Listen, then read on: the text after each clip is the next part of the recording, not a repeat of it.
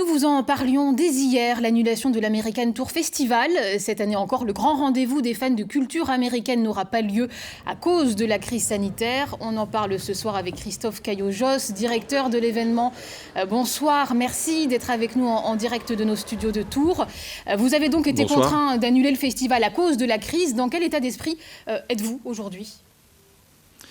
Écoutez, on est tous tristes parce que ça fait plus d'un an qu'on travaillait sur ce projet. Ça a déjà été annulé en 2020. On est obligé, pour des raisons techniques et financières, de l'annuler pour l'édition de 2021. Donc on est très triste. Voilà, on est vraiment dans une époque de résilience, malheureusement. Pourquoi avoir décidé d'annuler le festival alors que le ministère de la Culture va autoriser cet été les événements qui ne dépassent pas, je crois, les 5000 personnes ? Vous venez de résumer le propos, c'est-à-dire que notre festival réunit plus de 65 000 festivaliers payants sur 3 jours, si vous voulez. Et l'économie même de notre festival passe par des exposants, de la restauration, des buvettes, qui sont interdites aujourd'hui par le ministère. Donc, si vous voulez, l'équation entre accueillir 5 000 personnes, on aurait bien aimé. Mais l'équation budgétaire et l'identité même du festival, le fait de se rencontrer, si vous voulez, on n'est pas capable de le tenir. 65 000, 5 000. Effectivement, 65 000 visiteurs, c'est beaucoup. 2 éditions n'auront donc pas lieu, 2020 et 2021. Avec quelles conséquences concrètes économiques pour vous ?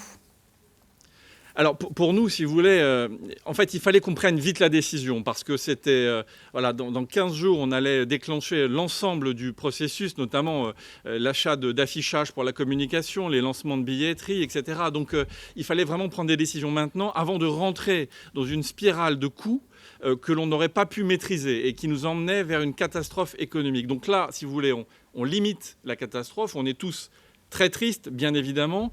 Moi, je pense surtout à tout l'écosystème qui vivait autour de cet American Tour Festival, parce que pour recevoir 65 000 festivaliers, il y a beaucoup de gens qui essaient de les nourrir, d'apporter un certain nombre de stands avec des vêtements, etc. Bref, tout est une économie, en fait. Les hôteliers, auxquels je pense beaucoup ce soir, cela n'aura pas lieu. Donc la conséquence, elle est importante pour justement, tout un écosystème. Que vous disent les habitués du festival qui ne pourront pas, encore une fois, venir cette année? Quelle est leur réaction ?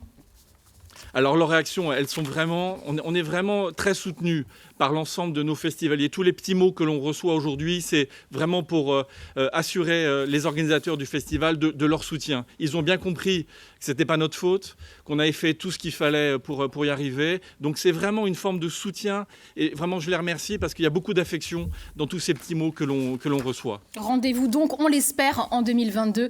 Merci. 2022. 2022, rendez-vous est pris, on l'espère. Merci beaucoup d'avoir accepté notre invitation ce soir.